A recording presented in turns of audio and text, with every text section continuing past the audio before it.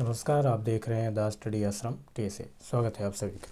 दोस्तों, ये एमपी वर्ग 2 का ये सीडीपी का ये कुछ क्वेश्चन लेकर के चलेंगे। वर्ग 2 का पेपर है, ये 2019 में हुआ था, जो व्यापम से हटा लिया गया फिलहाल अभी, तो इसलिए इसकी इम्पोर्टेंस सीटेट और एमपी वर्ग 3 को देखते हुए ये रखा गया है। दोस्तों, इसको देखिएगा। सबसे पहले हम देख रहे हैं कुछ 30 क्वेश्चन लेकर के चलेंगे। विषय आत्मबोधन परीक्षण या थैमेटिक परसेप्शन टेस्ट बिंदी बिंदी के द्वारा रूपांकित किया गया था। ये जो है तो थीमेटिक यानी इसको आप प्रासंगिक अंतर्बोध परीक्षण भी कह सकते हैं। वैसे तो ये बहुत सारे हैं इसमें, लेकिन आप आइजेंक और आलपोर्ट तो शील गुण का सिद्धांत हो गया, कृष्णा ये शारीरिक गुण का सिद्धांत हो गया, सेल्डन तो भी शारीरिक का ही, ये युंग जो है तो सामाजिक हो गया। दोस्तों, आप बताइए क्या हम पूरा डिस्क्राइब करते हुए चलें या फिर हम फास्ट रिविजन की तरह क्वेश्चन को पढ़ें और आंसर को ट्रिक करते हुए आगे निकल चलें। तो इसमें आप देखेंगे कि मर्रे एवं इसमें जो है तो मॉर्गन एवं मुर्रे होते हैं। ये ट्रांसलेट करके लिखा हुआ था तो इस तरह से लिखा रहता है। इसमें जो है तो मॉर्गन एवं मुर्रे सही ऑप्शन होगा। विषय आत्मबोधन परीक्षण आप इंग्लिश में देख करके देखिएगा तो इसमें समझ में आएगा, मॉर्गन एवं मुर्रे इसका सही आंसर है। नेक्स्ट क्वेश्चन पर हम चलेंगे। आप एक बाल चिकित्सक हैं। सपोज करिए आप एक बाल चिकित्सक हैं। 7 साल के तरुण को ऑटिज्म से पीड़ित होने का शक था। ऑटिज्म यानी स्व केंद्रित की बात करें, आपने इस बालक को आकलन के लिए एक शैक्षिक मनोविज्ञान को देखने के लिए भेजा। शिक्षा मनोविज्ञान आपको एक रिपोर्ट भेजता है और आपको उसमें आने वाले निष्कर्ष उस बच्चे की माँ को समझाने की आवश्यकता है। उसकी ताकत निम्नलिखित में से किस क्षेत्र की होने की सर्वाधिक संभावना है? ऑप्शन है मौखिक प्रस्तुति, मौखिक अवधारणा की गठन, ब्लॉक डिजाइन, अमूर्त चिंतन। दोस्तों, ये सिर्फ जो है तो ये एक मॉडल प्रेस करने के सामने की बात कर रहा है कि उसके माता के सामने एक मॉडल पेश किया जाए। जो ये क्या होता है, ये एक ब्लॉक डिजाइन है। ये इसका सही आंसर क्या है? ब्लॉक डिजाइन है। नेक्स्ट क्वेश्चन पर चलेंगे, हम फास्ट रिवीजन की तरह चलेंगे। दोस्तों, अगर ये वीडियो अच्छा लगे तो आप अपने दोस्तों के साथ शेयर करिएगा ज़रूर। इसमें लिंग रूप से निर्धारित होता है जबकि सेक्स बिंदी बिंदी के रूप में निर्धारित होता है। लिंग बिंदी बिंदी के रूप में निर्धारित होता है और जबकि सेक्स बिंदी बिंदी के रूप में निर्धारित होता है। क्या ये लिंग जो निर्धारित होता है तो हमारे समाज और संस्कृति की बात करता है, तो संस्कृत हमारे कल्चर के थ्रू जो है तो निर्धारित होता है। और सेक्स जो है आप पुरुष है महिला है, तो ये कौन निर्धारित, यहाँ कौन बनाया? महिला, मतलब समाज संस्कृत के रूप में बना। बाकी ओरिजिनलिटी क्या है, आपने बना कैसे? तो ये जैविक रूप का है। इसका आंसर क्या होगा? सांस्कृतिक और जैविक होगा। तो नेक्स्ट क्वेश्चन पर हम चलेंगे। हमारा 3rd क्वेश्चन हो गया है। 4th क्वेश्चन पर चलेंगे। क्या है? जैसे हमारे बच्चे अक्सर क्या करते हैं कि माता पिता के बीच हुए झगड़े के लिए खुद को दोषी मानते हैं। पियाजे के सिद्धांत इस विश्वास की क्या व्याख्या करता है? बच्चे अक्सर क्या करते हैं? माता पिता के बीच हुए झगड़े के लिए खुद को दोषी मानते हैं। पियाजे सिद्धांत इस विषय की व्याख्या करता है। स्वार्थ की ए नहीं, बी त्रुटि है। संरक्षण की बात करेगा कि सर्वात्मवाद की बात करेगा, तो इसमें सही आंसर क्या होगा? इसका स्वार्थ की बात कर रहा है। अगर जीन पियाजे की बात इसमें देखी जाए तो अक्सर हमेशा स्वार्थ होता है बच्चों में, इस तरह से उन्होंने डिस्क्राइब किया। उनके सिद्धांत में इस तरह से अर्थ निकलता है उसकी अवधारणा के थ्रू। हम नेक्स्ट क्वेश्चन पर चल रहे हैं हमारे दोस्तों। ये 5वां क्वेश्चन है। नियमों का एक सेट जो हमें अर्थ निकालने में मदद करता है निम्न में से निम्न रूप में जाना जाता है। क्या वाक्य है कि फोनेम्स है कि शब्द है कि सिमेटिक है? दोस्तों, जिसमें नियमों का एक समूह है जो अर्थ निकालने में मदद करता है, जो अर्थ निकालने में मदद करता है वो क्या होता है? सिमेटिक होता है। अभी इसको ध्यान रखिएगा कि जो अर्थ निकालने में मदद करे वो क्या होता है? सिमेटिक होता है। नेक्स्ट क्वेश्चन पर हम चलेंगे। त्रिशा एक 8 वर्षीय लड़की है। त्रिशा क्या है? एक 8 वर्षीय लड़की है जो आत्मविश्वास से अंकगणित कार्य करती है। आत्मविश्वास से अंकगणितीय कार्य करती है जिसमें एक संख्या से शून्य को जोड़ना या घटाना शामिल है। पियाजे के अनुसार कौन सी संज्ञानात्मक क्षमता त्रिशा को अवधारणा के समझने में सक्षम बनाती है? विकेंद्रण की बात करेगा, संरक्षण की बात करेगा, तार्किकता यानी लॉजिक रीजनिंग की बात करेगा, विपर्यायता का बात करेगा। देखिए, अगर वो गणितीय संक्रियात्मक की बात होगी, गणितीय कारण की बात होगी, तो मैथ में सिर्फ एक ही आंसर सही होता है, जो क्या होता है? लॉजिक यानी रीजनिंग की बात करता है। सिर्फ एक ही ऑप्शन सही होता है, लॉजिक यानी रीजनिंग। दोस्तों, हमारा नेक्स्ट क्वेश्चन है। नेक्स्ट क्वेश्चन पर चलेंगे। फास्ट रिवीजन करते हुए बढ़ेंगे हम। 3 वर्ष तक का बच्चा है, 3 वर्ष का एक क्या है? बालक है जो बोलने में सक्षम है। 3 वर्ष का बालक है जो बोलने में सक्षम है। अक्षर व्याकरणिक रूप पूर्ण शब्द बोलता है, या शब्द है, या कार्यात्मक रूप से पूर्ण शब्द है। दोस्तों आप इसको राह चलते हुए कहीं भी जा रहे हैं तो आप इसको सुनते रहिए, ऐसे मोबाइल में मिनिमाइज करके, इसका स्पीड कम करके आप ऐसे सुनिए, इसका क्वेश्चन आंसर का ऐसे रिवीजन टाइप का कर सकते हैं। इसमें जो होता है 3 वर्ष तक बच्चा बोलने में सक्षम हो जाता है, अक्षर बोल सकता है। तो 11 से 12 महीने में बालक जो है 3 से 4 शब्द बोल सकता है। 2 साल की बात करें तो वो 272, 1.5 साल की बात करें तो वो 11 से 12 शब्द बोल सकता है, नहीं 14 से 15 शब्द भी ले सकते हैं। लेकिन अगर 3 वर्ष तक का बच्चा है तो वो कार्यात्मक रूप से बोलने में सक्षम होता है, ना कि व्याकरणिक रूप से। पूर्ण शब्द नहीं बोल सकता, लेकिन वो काम चला, वो अपना काम क्या कर लेता है, कार्यात्मक रूप से अपना शब्द बोल सकता है। इसका सही आंसर क्या होगा, डी फॉर डेनमार्क, ये सही हो जाएगा हमारा चौथा आंसर। हम चलते हैं नेक्स्ट क्वेश्चन पर। हमारा 8वां नंबर का क्वेश्चन है, अब्राहम मैस्लो के अनुसार मानव की प्रेरणा की पराकाष्ठा है। देखिए हर क्वेश्चन ये अब्राहम मैस्लो से आवश्यकता एवं माँ की आवश्यकता के जो उन्होंने सिद्धांत दिया था, माँ की आवश्यकता की, हर पेपर में इनसे एक क्वेश्चन जरूर बनता है। तो जैसे ही हम देख रहे हैं कि उन्होंने अब्राहम मैस्लो के अनुसार बिंदी बिंदी मानव प्रेरणा की पराकाष्ठा की बात करा है, पराकाष्ठा। इसमें सबसे महत्वपूर्ण क्या है, सुरक्षा की अवस्था तो दूसरी तीसरी स्टेज हो जाएगी, संबद्धता एवं स्नेह की आवश्यकता, आत्मसिद्धि की आवश्यकता और सम्मान की आवश्यकता। तो पराकाष्ठा की बात कर रहे हैं तो इसमें क्या हो जाएगा, आत्मसिद्धि की आवश्यकता हो जाएगा। हमारा 3rd नंबर का ये 3 नंबर का ये ऑप्शन सही हो जाएगा। नेक्स्ट क्वेश्चन है हमारा, किस प्रकार की स्मृति प्रसंस्करण में किसी वस्तु की सतही विशेषता पर ध्यान केंद्रित करने का शामिल किया गया है। इसमें क्या इंपॉर्टेंट है, बात क्या कर रखना है, सतही विशेषता। दोस्तों ये व्यापम से हटा लीजिए, इसलिए हमने सोचा इसका एक वीडियो बनाया जाता है, इसका सभी पेपरों का एक वीडियो बनाएंगे इसमें, जो सब लोगों के लिए हितकारी है। सिर्फ सभी के घर में एक सरकारी सीट होना आवश्यक है, सरकारी सीट आपके घर में चाहिए, इसके लिए हम भी एक छोटा सा प्रयास कर रहे हैं। सतही की बात कराए, सतह की बात कर रहा है तो इसमें सबसे पहले क्या होगा, क्या गहरा स्तर है, आंशिक स्तर है, विस्तृत है। तो सतह की बात कराए तो सबसे क्या होगा, इसमें उथला स्तर, सतह की सबसे ऊपर की बात करेगा तो उथला स्तर होगा, इसका 4th नंबर सही हो जाएगा।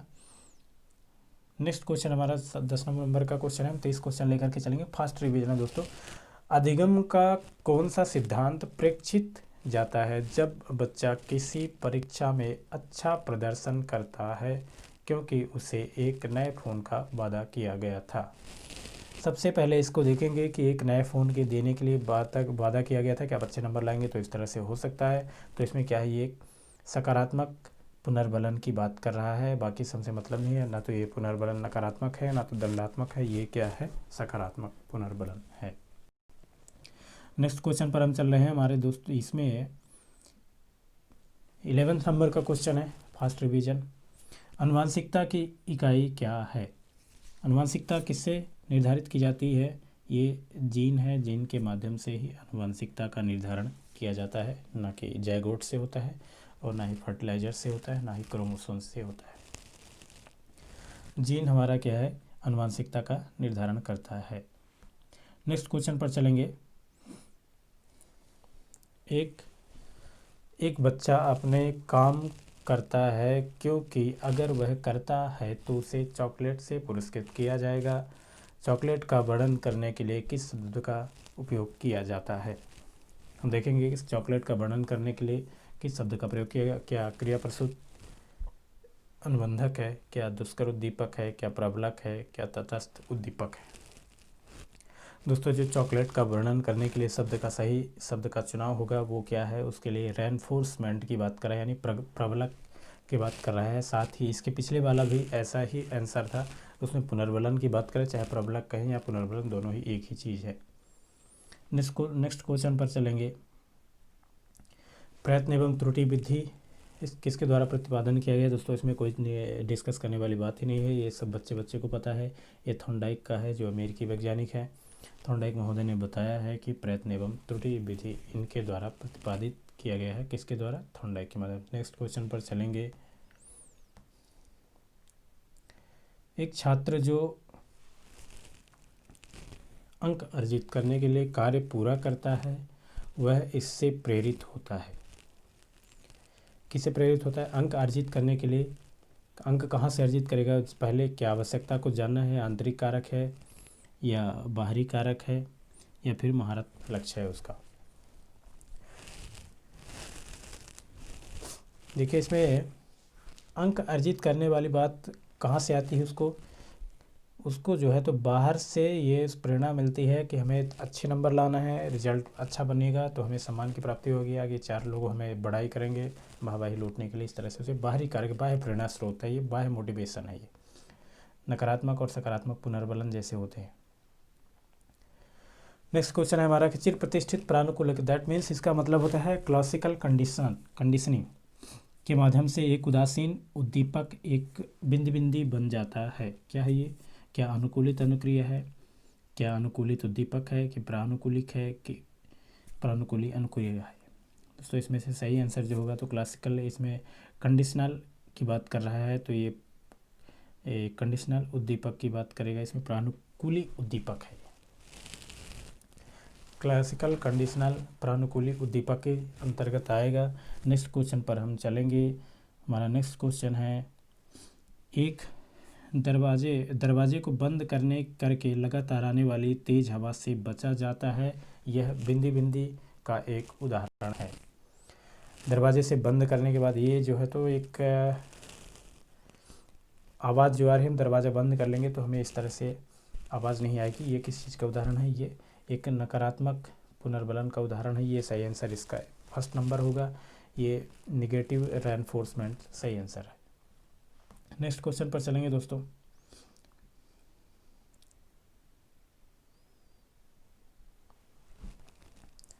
मध्य बचपन के दौरान जब असफलता का सामना करना पड़ता है तो बच्चे अपने अनुभव से क्या समझेंगे? संकोची ऐसे गतिविधियों से दूर रहते हैं जिनमें उन्हें उनके सफल होने की संभावना हो। यह निश्चय करके कि नई चीज़ों की कोशिश करना बेहतर है, या फिर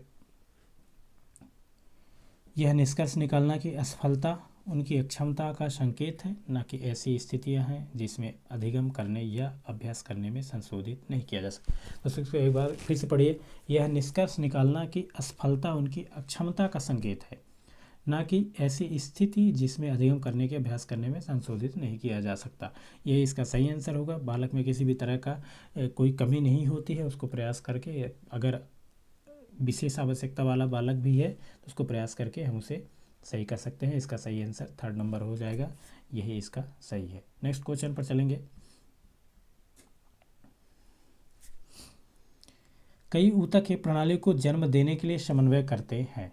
इस बिंदी रूप में जाना जाता है, इसे बिंदी रूप में जाना जाता है। क्या निरंतरता है, क्या एकीकरण है, क्या विशेषता है या विभेदन है? कौन सा सही होगा इसका? कई ऊतक एक प्रणाली को जन्म देने के लिए मतलब समन्वय करते हैं। जन्म देने के लिए एक ऊतक है, जन्म देने के लिए समन्वय करते हैं। इसे किसके करण के जानते हैं? एकीकरण के रूप में जानते हैं। इसका सही आंसर बी नंबर होगा। इंटीग्रेशन की बात करेगा। कौन सा सिद्धांत अराजकता, नेटवर्क और जटिलता एवं आत्मसंगठन सिद्धांत द्वारा खोजे गए सिद्धांतों की एकीकृत करता है? कौन सा ऐसा सिद्धांत है जो अराजकता, नेटवर्क और जटिलता एवं आत्मसंगठन सिद्धांतों द्वारा खोजे गए सिद्धांतों को एकीकृत करता है?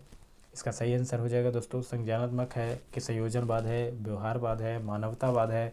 ये सीधा सबको जोड़ने की बात कर रहा है, तो जाहिर सी बात है कि इसका क्या हो जाएगा? संयोजनवाद है, जो ये थॉर्नडाइक महोदय की श्रेणी के अंतर्गत आता है।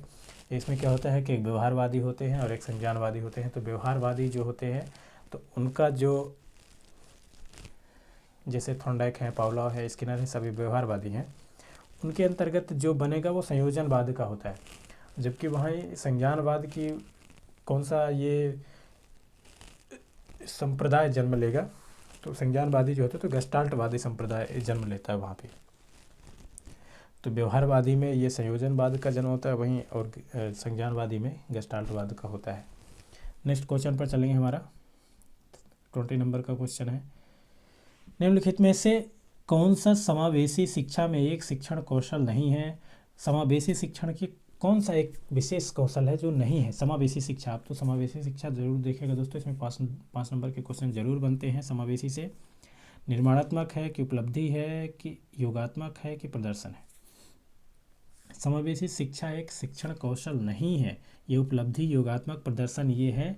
इसका सही आंसर हो जाएगा, ये नेगेटिव पूछा है तो फॉर्मेटिव यानी निर्माणात्मक की बात कर रहा है, जो फॉर्मेटिव होता है, और एक होता है समेटिव जो योगात्मक की बात करता है, वो इसमें ये मूल्यांकन से संबंधित है। वही बात करेंगे नेक्स्ट क्वेश्चन पर। किस नंबर का क्वेश्चन है हमारा? 30 नंबर का। 30 क्वेश्चन लेकर के चलेंगे दोस्तों हम CDP के। ये अगर वीडियो अच्छा लगे, हमारा ये प्रयास अच्छा लगे, तो इसको अपने दोस्तों तक पहुंचाइए और चैनल को ज़रूर सब्सक्राइब करिएगा। आपके घर में एक सरकारी सीट ज़रूर आएगी। अगर सरकारी सीट चाहते हैं तो चैनल से जुड़ जाइए दोस्तों। बाद में अभी इसे अनसब्सक्राइब कर सकते हैं, क्योंकि ये फिर आपके काम का नहीं रहेगा, शायद फिर तो आप उससे दूर जा सकते हैं, लेकिन अभी आप ज़रूर जुड़िए इससे, ये आपके काम की चीज़ है। निम्नलिखित में से किस प्रकार के पालन पोषण से बच्चे के विकास में लाभ होने की संभावना सबसे कम है? पालन पोषण में सब बच्चे में सबसे कम लाभ की बात करें तो क्या अनुमोदक है, असंबद्धता है, या सत्तावादी है, आधिकारिक है? तो जहाँ बात करेगा जो भावनाओं से नहीं जुड़ा हुआ है, बच्चे भावनाओं से जुड़े होते हैं, माँ के भावनाओं से जुड़े होते हैं, तो इसका सही आंसर हो जाएगा असंबद्धता और भावनात्मक रूप से जो जुड़ा हुआ नहीं है। नेक्स्ट क्वेश्चन पर चलेंगे। हमारे 22 नंबर का क्वेश्चन है, छात्रों में रचनात्मकता विकसित करने के लिए निम्नलिखित में से कौन सा कदम उठाया जाना चाहिए?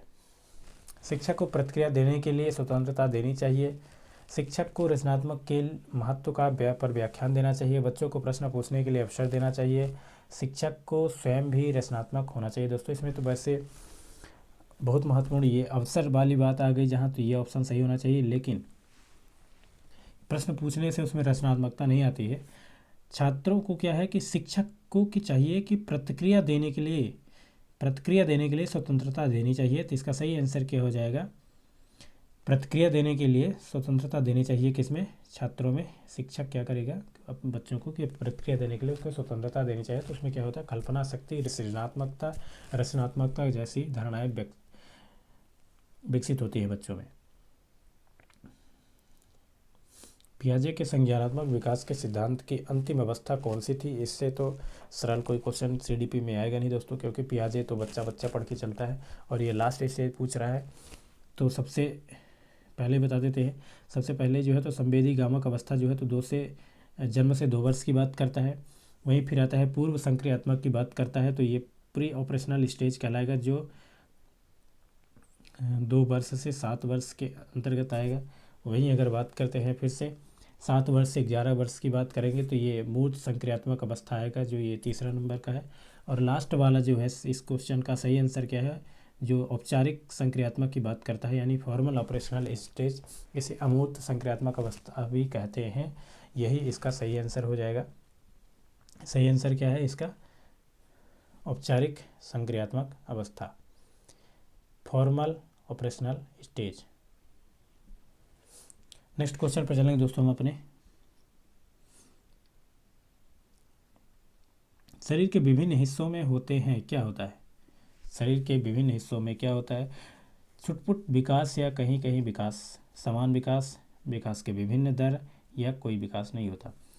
शरीर की ये तो आपके साइंस से रिलेटेड क्वेश्चन आ गया, लेकिन मनोवैज्ञानिक जितने भी मनोवैज्ञानिक थे वो ज़्यादातर साइंस या डॉक्टर थे, कोई चिकित्सक हुआ करते थे। तो इस तरह से उनमें क्या बताया उन्होंने? विकास के विभिन्न दर, विकास के क्या होते हैं? विभिन्न दर होते हैं। शरीर में विभिन्न हिस्सों में होता है, क्या होता है? विभिन्न दर होता है विकास का। इसका 3rd नंबर सही हो जाएगा दोस्तों। हम चल रहे हैं, यदि 20 बिंदु को एक सीधी या वक्र रेखा के साथ साथ रखा जाता है और उनके बीच के अंतर को अनदेखा कर एक साथ देखते हैं, यह गेस्टाल्टवाद की अवधारणा संगठन के किस सिद्धांत का अनुसरण करती है? क्या ये निरंतरता का है, या निकटता का सिद्धांत की बात करेगा, या सवर्णन की सिद्धांत का बात करेगा, या सादृश्यता का सिद्धांत की बात करेगा? तो ये गेस्टाल्टवाद के अंतर्गत आएगा। यदि 20 बिंदु को एक सीधी वक्र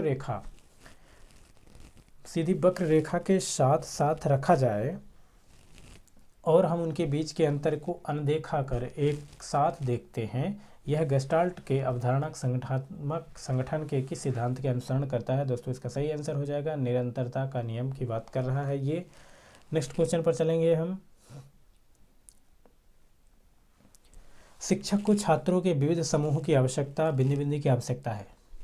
शिक्षकों को छात्रों को विविध समूहों की आवश्यकताओं को बिंदी बिंदी की आवश्यकता है। विविध समूहों को क्या करने की आवश्यकता है? ध्यान रखने की आवश्यकता है, या योजना बनाने की, या हैंडल करने की, या समझौता करने।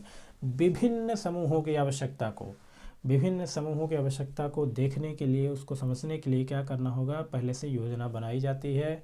जैसे शिक्षण विधियों में किया जाता है कि पहले योजना बनाएं, फिर अंतःक्रिया करें, फिर मूल्यांकन वगैरह किया जाता है। जो शिक्षण का स्तर और अवस्थाएं होती हैं उसकी बात कर रहा। जीन पियाजे की बात करते हैं। उनके अनुसार जिसमें नई जानकारी के प्रकाश में हमारे मौजूदा स्कीमा में बदलना शामिल है, बिंदी बिंदी के रूप में जाना जाता है। जीन पियाजे के अनुसार क्या बात करें? वह प्रक्रिया जिसमें नई जानकारी के प्रकाश में हमारे मौजूदा स्कीमा को बदलना शामिल है कि बिंदी बिंदी के रूप में। दोस्तों आप कमेंट करके हमें बताइएगा कि स्कीमा क्या है। बहुत ही आसान है और बहुत ही महत्वपूर्ण चीज़ है स्कीमा। अभी कमेंट बॉक्स में ज़रूर बताइएगा। एक क्वेश्चन पूछ रहे हैं कि आप हमें कम से कम कमेंट बॉक्स में अपना एक ओपिनियन ज़रूर दीजिएगा कि क्या आप इसके बारे में जानते हैं। क्या साम्य होगा, आत्मसातकरण होगा, या संगठन होगा? तो इसका सही आंसर क्या हो जाएगा? आभास। जीन पियाजे के अनुसार वह प्रक्रिया जिसमें नई जानकारी के प्रकाश में हमारे मौजूदा स्कीमा में को बदलना शामिल है, बिंदी बिंदी के रूप में जाना जाता है, तो आभास के रूप में जाना जाता है। नेक्स्ट क्वेश्चन है हमारा। दोस्तों हमारा लास्ट 2 क्वेश्चन 3 बचे हैं। आप चैनल को ज़रूर सब्सक्राइब करिएगा अगर ये प्रयास अच्छा लग रहा है तो, क्योंकि ये उन्हीं लोगों को मिल रहा है जो अब ढूंढने की कोशिश कर रहे हैं। ये एमपी टेट वर्ग 2 का ये क्वेश्चन है जो व्यापम से हटा लिया गया है, तो इसकी इम्पोर्टेंट समझिएगा, क्योंकि अब ये व्यापम में नहीं है इसलिए हटाया है क्योंकि वर्ग 3 के क्वेश्चन इसी को देख करके बनाया जाएगा, या इसी के फॉर्मेट में बनाएंगे, या फिर इसी में से बहुत सारे क्वेश्चन को रिपीट करेंगे, क्योंकि उनके सॉफ्टवेयर में ये अपलोडेड है और उसी में से इसमें छाँट करके कुछ नए क्वेश्चन वो इसी में से डाल देंगे। तो इसका इम्पोर्टेंस आप समझ रहे हैं। अपने दोस्तों के साथ शेयर करिएगा क्योंकि इम्पोर्टेंट है, जिनको आप चाहते हैं कि वो अच्छे नंबर गेन करें। निम्नलिखित में से कौन बच्चों को एक समाज में रहने के लिए सीखने में सबसे महत्वपूर्ण है? ऐसा क्या है जो बच्चों को समाज में रहने के लिए और सीखने के लिए महत्वपूर्ण है? व्यक्तिगत कार्यों पर काम करना, सहयोग से काम करना, पुरस्कार के लिए काम करना, एकांत में काम करना। क्या इसमें से कौन सा सबसे मजबूत है? बाकी है सब सही, लेकिन इसमें से देखना क्या है कि सबसे मजबूत कौन सा है। तो हम देख रहे हैं कि सबसे अच्छा इसमें कौन सा ऑप्शन है, सहयोगात्मक रूप से काम करना सबसे मजबूत है, जो बच्चे को समाज में रखने करके सीखने का कार्य करते हैं। नेक्स्ट क्वेश्चन पर चलेंगे दोस्तों।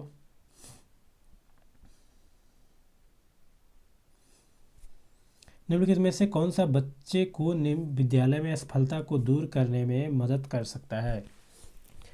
उन्हें अगले मूल्यांकन पर ध्यान केंद्रित करने को कहना, क्षमता से अधिक प्रयासों पर जोर देने के लिए उन्हें प्रेरित करना और प्रोत्साहित करना।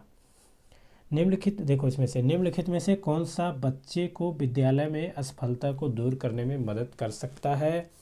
विद्यालय में जो असफल हो रहे हैं उसको दूर करने में क्या मदद कर सकता है? दोस्तों इसमें से हमें ज़्यादा जानने की ज़रूरत नहीं है। क्षमता से अधिक प्रयासों पर जोर देने के लिए उन्हें प्रेरित करना, प्रोत्साहित करना, यही हमारा सही आंसर हो जाएगा। अगर कोई बालक असफल हो रहा है तो उसको क्या करना? क्षमता से अधिक प्रयासों पर जोर देने के लिए उन्हें प्रेरित करना, मोटिवेट करना और प्रोत्साहित करना। हालांकि हर जगह प्रोत्साहन जैसे संबंधित पुनर्बलन से बचना चाहिए, लेकिन ये प्रोत्साहन जो है तो मोटिवेशन के रूप में आप दे सकते हैं। हमारा लास्ट क्वेश्चन है आज का। मेरे परीक्षण है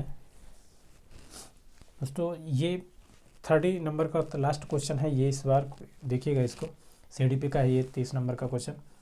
मेरे परीक्षण परिणाम दर्शाते हैं कि मुझे खेलों में रुचि है, लेकिन मेरे पास खेलने के लिए सहन शक्ति नहीं है।